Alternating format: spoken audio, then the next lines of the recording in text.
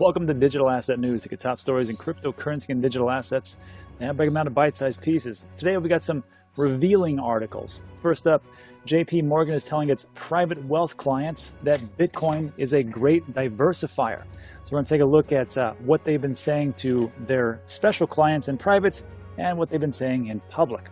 On top of that, I just want to do a real quick overview of what our friends over there at the Alex Mascioli channel at Trade the Chain were talking about yesterday, and it has to do with F2 Pool, Jerome Powell's comments, and Ryan pretty much getting all out of cryptocurrency. So interesting things, we'll take a look at those, but first take a look at what's going on in the market. So first up, as you notice, there's no pool in the background. We are in Houston doing some work on our new investment property. So if you hear some things going on in the background, just construction work, no big deal. But these are the things that we have to get through because, hey, life goes on, business goes on. You just got to keep pushing through. All right, so here's what we got for today. First of all, today is March 6th. It's Saturday. It's high noon Houston, Texas time. And here's what we have. So first of all, let me blow this up so you can see what the heck I'm talking about. So we've got Bitcoin doing okay, but still well below that 50,000 mark. That's what I think is like a mental barrier, is that now at 48.3. So a little bit of a gain, but not by much. It says 1%, but I could have sworn we were at 49.2 yesterday, but maybe I'm incorrect. Check me in the comment section. Ethereum is up 9% in the last 24 hours. And we're looking at 1,600. Tether, nobody cares. But interesting enough, Cardano has fallen into that number 4 spot. And it's very odd because there's been nothing but great news. And again, like I always say, has anything changed? Have the fundamentals corrupted? Has there been some huge hack? Has somebody come out and said, surprise, blockchain is created by Hugo Chavez or something? No. It's all the same. And actually, the crypto market is doing pretty good things in the background. The Binance coin, Polkadot, everything's up a little bit except for Cardano. No good reason why, but that is what it is. So pretty good day if you're dollar cost averaging to buy more. I did myself. Doge, look out, 3%, nice.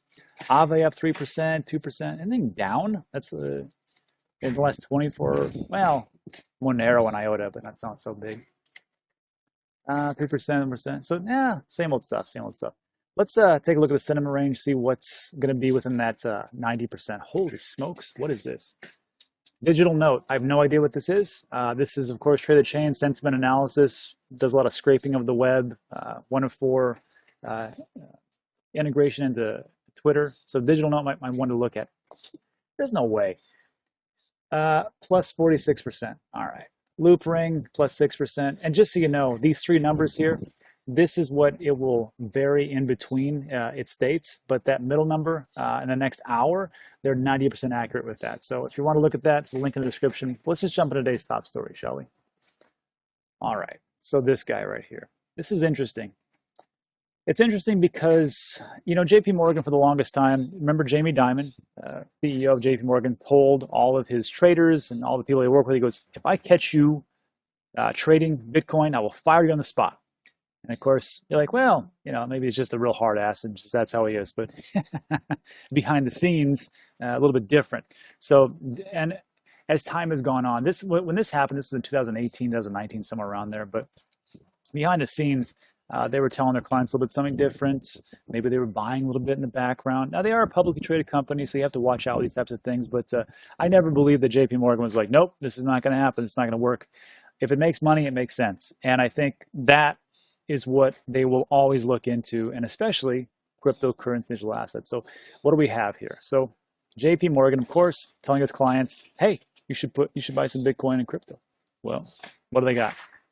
JP Morgan Private Bank has distributed an educational deck to clients to help them understand the basics, risks, and potentials of Bitcoin and crypto. Great. So to their clients, whichever they want to distinguish them as far as like value or whatnot, they said, hey, here are some slides. Here's a slide deck. This is what we want you to take a look at. This is what we think is going to be pretty big as far as diversification. The deck was prepared in February and distributed last week in Europe and Asia as Bitcoin's price rally has drawn attention from financial institutions and investors. And this is one of those things where it didn't make sense to me for a little bit. And it was actually Mike Novogratz who who had a pretty good statement. He said, look, if you're into some type of asset and you're trying to get it at, when it's really cheap, that's great, but it's very risky to do those things because you never know what it's going to do as far as like go up or down.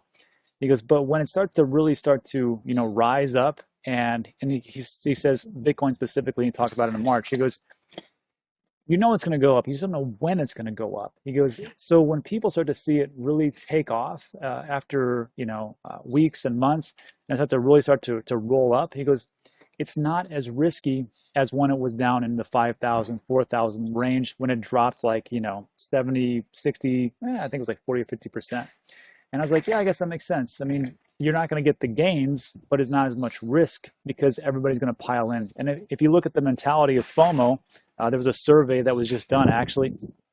And a lot of people that are getting into crypto right now, they have no idea what crypto is, like no idea, but they know it's going up and they want to buy that. So if you just look at that herd mentality, then sometimes it's pretty good just to ride that wave and then get out before the whole wave crashes. But again, this is not financial advice, just entertainment purposes only. Anyhow, so this was given to their financial institutions and investors. And this part was interesting. It says, under the so-called Metcalfe's law, I really didn't know much about Metcalfe's law until Pat Ackerman came along. Pat, thanks so much. And he was talking about Celsius and Voyager and how, the more users you have and the better utility, the network effect, and the more, of course, the value of the token will rise. So Metcalfe's law, they actually reference it here in this slide deck. And they say the value of a network is proportional to the square of the number of users. So if you want to take a look at that as far as Bitcoin, just take a look at all the wallets and then just multiply by that. So Bitcoin's per coin valuation, just looking at wallets, would be about 21,667. Not bad, right? It's double that right now. But they state if comparing the current global value of gold to Bitcoin, using the 21 million max supply of Bitcoin, then Bitcoin's valuation would be $500,000 or 540,000. And finally, if applying the global value of money supply, the max supply of Bitcoin, its value would be 1.9 million per Bitcoin. So that's pretty great. So again, take these numbers with a grain of salt. Don't think that Bitcoin's going to go to 500,000 tomorrow. It's not. Don't think it's going to 2 million tomorrow. It's not. It's a slower game than that. And a lot of pretty smart people think it's going to 1 million. Jesse Powell over there, the CEO of Kraken, says it's going to 1 million and beyond. But I've heard that same song and dance when I got in 2017, and I do not believe it right now. I think it can go to 150,000 this current bull run. Maybe the next one, it could go up much higher than that. But I am reluctant to go beyond those conservative numbers because that's just who I am. And you know what? I'll tell you this. Between me and you, I'd be very happy if I'm wrong. I mean, if it goes to 300,000, I'm like, hey, I was wrong. Fantastic. All right, to finish this article up, it says Bitcoin is diversifying, but it's not a protection asset. Sure, I guess so. And it says Bitcoin is not gold, nor do we think of it as such. I don't think of it as gold either. I think of it as gold 2.0 because it's a great store of value. You can move it to anyone, anywhere in the world within 30 minutes or less. It retains its value. It used to cost a nickel, now it's cost $50,000 or so, and that's why I heavily invested into it. So as far as like gold, retainment, and then moving things, I could see that. When it comes to portfolio construction, it has diversifying properties like gold. Yes, it does. But its volatility, characteristics, and correlation profile refute the comparison to the traditional safe haven asset. And I will say this, and that's pretty much it. It goes through some more stuff, but I almost fell asleep reading it. I will say this. All these things that it talks about, and about well, it's not really gold. It's not gold. It's not as stable as gold is. But we got to remember that gold goes up and gold goes down. Bitcoin goes up and down as well. It just goes up and down a heck of a lot more. So it'll still retain the value, but the fluctuation, the volatility is going to be pretty great because we are in price discovery mode. Once we kind of hit this equilibrium, remember there's only 21 million and it's being gobbled up by some big players. But once we hit it, I think it's going to stay like that for a long time. Anyhow, let me know what you think in the comments section. Just interesting to note that, JP Morgan is finally coming around. They were the biggest critics. Now we could just get Dr. Doom Robini to get in our side. then I know we've got a heck of a bull run. All right, let's move on to our next piece. So next up, the gentleman over there at the Alex Mascioli channel, Trade the Chain, they had some really good segments, and yesterday was just straight fire. So Ryan, he's in the, let me blow this up so you can see it. He's in the bottom left-hand corner right there. Ryan there just sold all of his cryptocurrency. And he's a big crypto believer. And he said he only owns Doge. And I think he's just holding on to it for, you know, because he thinks it's going to be the moonshot. And he doesn't really think it, but I think he's like, well, who knows what could happen.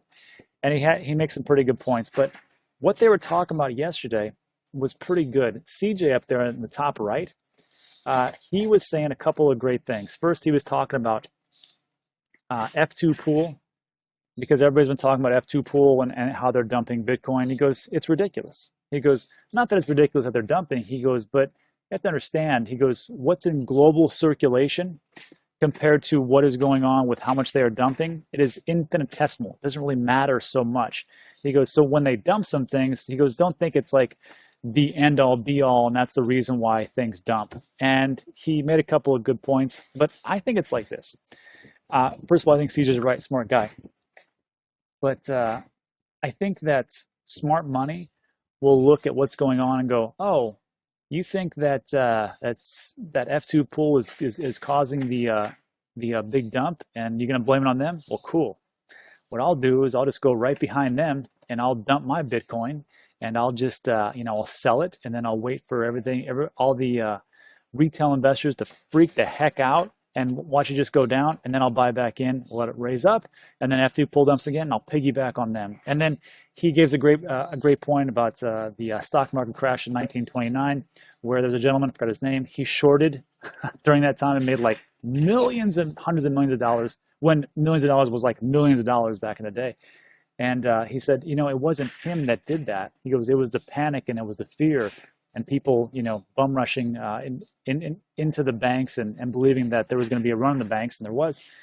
He goes, so it's just a mentality. So they talked about that. I thought it was pretty interesting, you know, how they go or how it came to that conclusion, because F2 pool, everybody talks about it. I don't think it's the end all be all. And again, I don't think anything's really changed. Fundamentals are still the same.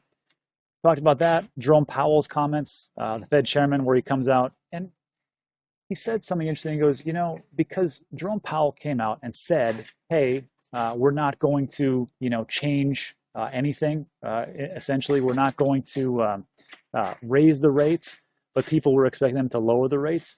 And just because of them not helping the market took a big tumble. And I'm like, well, how weak is that you need this guy to come out and go, hey, we're going to drop the rate so much to help you all out and buy everything back. I'm like, what a weak market. What a weak bunch of people to just say, oh, well, you know, we're not going to get this huge help from the government. It's amazing to me that everybody complains about the government until the government doesn't come through for them, like, oh, damn government, da da da. If you need the government to prop up your paper mache market, then what is it all about anyhow? So there was that piece, and I thought it was pretty interesting. And then Ryan here made some, in the bottom left-hand corner, made some pretty great comments about Michael Saylor. And he goes, look, and this is my opinion too. People always tell me, Rob, you don't understand, market's different, all these institutions in there, Michael Saylor will never sell, Elon Musk will never sell, all these places will never sell. Well, first of all, I believe Grayscale will never sell, because they will never sell the Bitcoin because it's in their charter. They can't sell it, right? And Michael Saylor can do whatever he wants to because he owns the majority of the shares. But when you have these big institutions where they have shareholders, you better believe if Bitcoin takes a dump to like 40, 50%, and that tanks the stock price, they'll be like, hey, you work for us, pal, so you better start selling some of that Bitcoin that you picked up, which is now becoming worthless. We don't understand it anyhow, and we're just going along for the ride, so sell it. I think institutions will still sell. And this is the same thing that me and Alex, who is laughing his head off here in the top left-hand corner, we believe it. But Ryan here talks about how, he goes, look, he goes, Michael Saylor, he goes, and he made some pretty damning, and they were true comments about him. And I'm just going to link this video at the end, talks about Michael Saylor and the kind of budget that he has for for his safety and or his security budget, how he kind of spends a little bit frivolously, how he made a $100 million pledge for a global college that would teach everybody everything that just kind of went to the wayside. And he talks about how his company is really just a data scraping company for Facebook. These are Ryan's comments on it. They were pretty good. So he talks about that, and then he made a good point about the stocks, the stock of MicroStrategy going down. It was pretty, and it was right. He's right.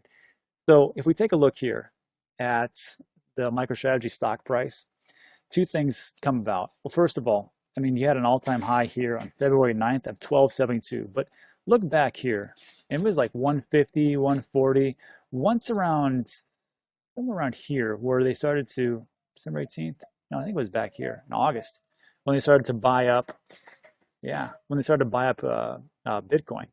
Then started to go up here, and then as they bought more and more, then all of a sudden it really just took off.